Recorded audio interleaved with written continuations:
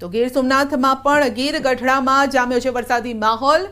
જરગલી, સનવાવ, હરમડિયામાં વરસાદી માહોલ જામ્યો છે। પાટસર, દ્રોણ સહિતના ગામોમાં પણ વરસાદ વરસી રહ્યો છે। ઝરમર ઝરમર આ વરસાદ જે માણવા લાયક પણ છે અને ખેતીને પણ ફાયદો કરાવે તેવો વરસાદ છે। મધ્ય ગુજરાતમાં જામ્યો વરસાદી માહોલ। પંચમહાલ, હાલોલ તાલુકામાં વરસાદી માહોલ છે। વહેલી સવારથી વાદળછાયું વાતાવરણ હતું। અરાદ, કંજરી, બાસ્કા, ગોપીપુરા સહિતના ગામોમાં વરસાદ વરસ્યો છે। તો રસ્તા પરથી જાણે કે નદી વહેતી હોય તેવા દ્રશ્યો સર્જાયા છે। તો ગ્રામ્ય વિસ્તારમાં વરસાદથી ખેડૂતો પણ ખુશ છે।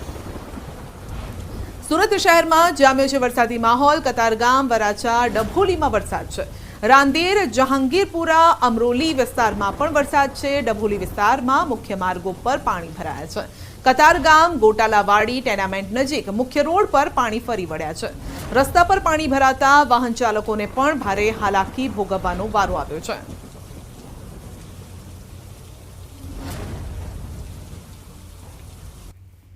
તો નવસારી શહેર તેમજ જિલ્લામાં પણ મેઘરાજાના 3 દિવસના વિરામ બાદ ફરી વરસાદી માહોલ જામ્યો છે। વરસાદ વરસતા વાતાવરણમાં ઠંડક પ્રસરી। મેઘરાજાના વિરામથી જે ડાંગરના પાક સુકાઈ ગયા હતા। વરસાદ વરસતા ખેડૂતોને હાશકારો થયો છે। નવસારીના કાંઠા વિસ્તારમાં પણ વરસાદ શરૂ થતા વહીવટી તંત્ર કાંઠાના વિસ્તારો પર સતત નજર રાખી રહ્યું છે। વરસાદના પગલે વહીવટી તંત્ર પણ અલર્ટ મોડ પર છે।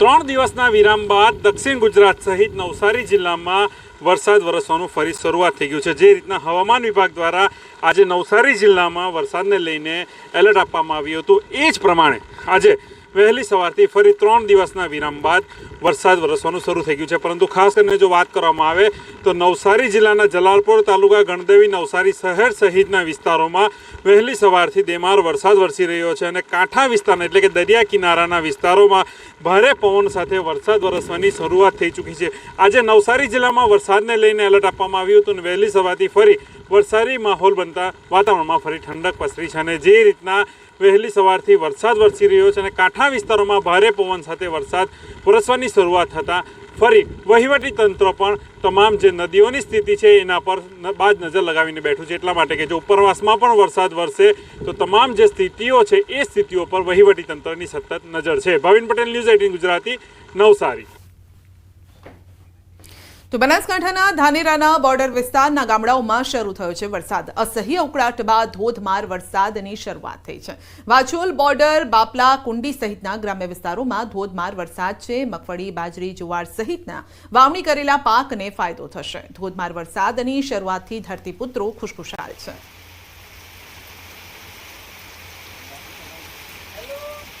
છોટાઉદેપુરની વાત કરીએ તો રેલવે લાઇન પરનો વિડીયો વાયરલ થયો છે। રીલ્સ બનાવતા યુવકનો વિડીયો વાયરલ થયો છે। જોખમી રીતે રીલ્સ બનાવી રહ્યા છે લોકો। નર્મદા કેનાલ પાસે રેલવે લાઇન પર રીલ્સ બનાવતા યુવકનો આ વિડીયો વાયરલ થઈ રહ્યો છે। જોખમી રીતે પોતાનો જીવ જોખમમાં મૂકીને યુવક રીલ બનાવી રહ્યો છે। જો જરા પણ ચૂક થાય તો તે કેનાલમાં ધસમસતા પ્રવાહમાં ખાબકી શકે છે। તો તણાવવાની શક્યતા પણ રહે છે। પરંતુ જીવ કરતા રીલ્સ વધારે તેમના માટે અગત્યની હોય તેમ લાગી રહ્યું છે। તો નીચે પાણી વહી રહ્યું છે અને ઉપર તેઓ રીલ્સ બનાવી રહ્યા છે। મોરબીમાં દારૂબંધીના ધજાગરા ઉડાડતો વિડીયો વાયરલ થયો છે। હાથમાં દારૂની પોટલી લઈ ફરતો વ્યક્તિ દેખાઈ રહ્યો છે। જાહેર રસ્તા પર દારૂ સાથે બેખૌફ ફરતો વ્યક્તિ દેખાય છે। પીપળી જેતપર રોડ પરનો વિડીયો છે। સ્થાનિક પોલીસની કામગીરી પર સવાલ ઉઠ્યા છે। ન્યૂઝ 18 ગુજરાતી જો કે આ વિડીયોની પુષ્ટિ નથી કરતું, પરંતુ આ વિડીયો વાયરલ થઈ રહ્યો છે અને હાથમાં દારૂની પોટલી છે। ખુલ્લેઆમ દારૂ લઈને ફરતો આ યુવક દેખાઈ રહ્યો છે। આસપાસથી વાહનો પણ પસાર થઈ રહ્યા છે, પરંતુ કોઈની નજર તેના પર નથી પડી રહી, ન તો પોલીસની ન સામાન્ય લોકોની। મોરબીમાં બેકાબુ પિકઅપે ગાયને લીધી છે અડફેટે। નવા બસ સ્ટેશન નજીક સર્જાયો અકસ્માત। ગાયોને અડફેટે લીધા બાદ ગાડી પોલ સાથે અથડાઈ હતી। સનાડા રોડ પર અકસ્માતના સીસીટીવી સામે આવ્યા। ડિવાઈડર પર રહેલા સીસીટીવી પોલ સાથે ધડાકાભેર અથડાઈ હતી। તો દ્રશ્યમાં જોઈ શકાય છે કે પિકઅપે ગાયને અડફેટે લીધી છે। અને સીસીટીવી સામે આવ્યા છે. તે પોલ સાથે અથડાઈ હતી. તો ગાડી પોલ સાથે અથડાઈ અને ગાયને પણ અડફેટે લીધી હતી.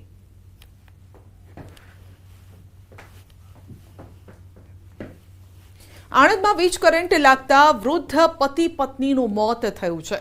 તો આંકલાવ સ્ટેશન વિસ્તારમાં વૃદ્ધ દંપતીને લાગ્યો કરંટ. પતરાવાળી છત પર લોખંડની સીડી મૂકી ચડવા જતા વીજ કરંટ લાગ્યો. પતિને બચાવવા ગયેલા વૃદ્ધાને પણ કરંટ લાગતા બંનેના ઘટના સ્થળે મોત નીપજ્યા. પોલીસ અને વીજ કર્મીઓએ સ્થળ પર પહોંચીને તપાસ પણ હાથ ધરી છે.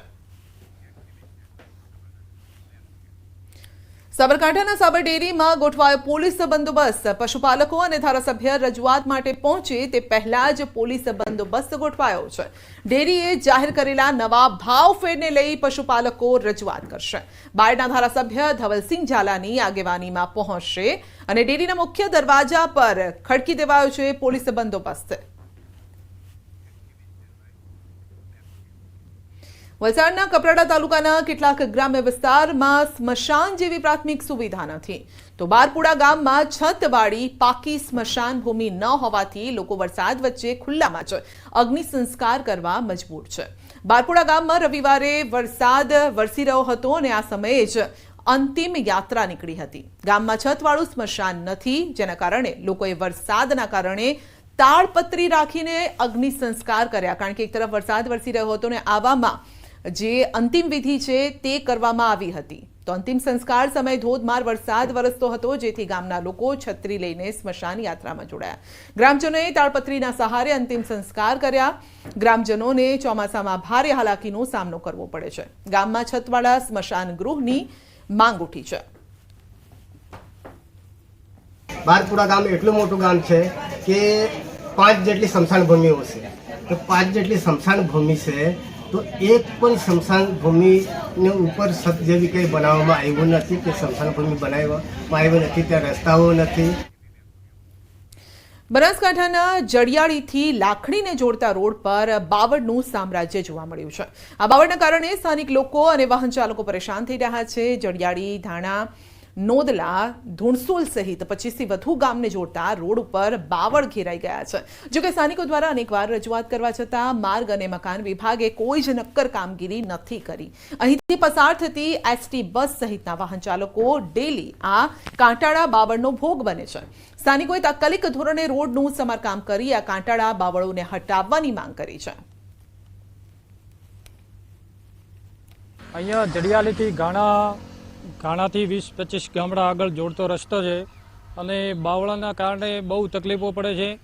નાના વાહનોવાળાને, મોટા વાહનોને અને બસવાળાને વારે ઘડીએ ઊભું રહેવું પડે છે અને આગળ સાઈડ દેવે જેવી જગ્યા નથી. આ બાવળના કારણે ગાડી ચલાવવામાં સૌથી વધારે તકલીફ પડી રહી છે, કેમ કે બાવળના કારણે આ મેઇન ગ્લાસ ફૂટવાની શક્યતા વધી જાય છે, અકસ્માતની શક્યતા વધી જાય છે. સામેથી આવતી ગાડીઓના કારણે ગાડી પણ બહુ જ ઘસાય છે. અંદર વિદ્યાર્થીઓ હોય, કાંટાઓ આવે, આ તે બધું બાવળો કાપવા માટે પણ જાણ કરેલી છે. તો થોડા બાવળ કપાય, હજુ થોડા કઢાવવાની જરૂર છે. અહીંયા જડિયાલીથી ઘાણાથી 20-25 ગામડા આગળ જોડતો રસ્તો છે અને બાવળાના કારણે બહુ તકલીફો પડે છે. નાના વાહનોવાળાને, મોટા વાહનોને અને બસવાળાને વારે ઘડીએ ઊભું રહેવું પડે છે અને આગળ સાઈડ દેવે જેવી જગ્યા નથી. અત્યારે અમે છીએ બનાસકાંઠાના જડિયાલી ગામની અંદર અને આપ મારી પાછળ દ્રશ્યોમાં જોઈ શકો છો કે જે આ જડિયાલીથી 25 ગામોને જોડતો જે રસ્તો છે, આ રસ્તા ઉપર બાવળોનું સામ્રાજ્ય જોવા મળે છે અને આ બાવળોના લીધે અનેકવાર લોકોને પરેશાન પણ થવું પડે છે. તે ઉપરાંત 2 સાધનો આજુબાજુથી જ્યારે નીકળે છે ત્યારે બાવળોના લીધે વાહન ચાલકોને મુશ્કેલીનો સામનો કરવો પડે છે. જ્યારે મોટા વાહન પાસેથી બાઇક નીકળતું હોય છે ત્યારે અનેકવાર બાઇક ચાલકોને અકસ્માતનો ભોગ પણ આ બાવળોના લીધે બનવું પડે છે. ખાસ કરીને જે આ રસ્તો છે તે માર્ગ એન્ડ મકાન વિભાગમાં આવે છે. માર્ગ એન્ડ મકાન વિભાગને આ બાવળો કટિંગ કરવાનો હોય છે, પરંતુ માર્ગ એન્ડ મકાન વિભાગના અધિકારીઓની બેદરકારીના લીધે લોકોને પરેશાન થવાનો વારો પણ આવ્યો છે. તે ઉપરાંત જડિયાલી સરપંચ દ્વારા લેખિતમાં રજૂઆત કરવામાં આવી છે, છતાં પણ હજી સુધી આ બાવળો કટિંગ કરવામાં ના આવતા વાહન ચાલકો તેમજ સ્થાનિકો મુશ્કેલીમાં મુકાયા છે. કિશોર તુવર, ન્યૂઝ 18 ગુજરાતી, બનાસકાંઠા.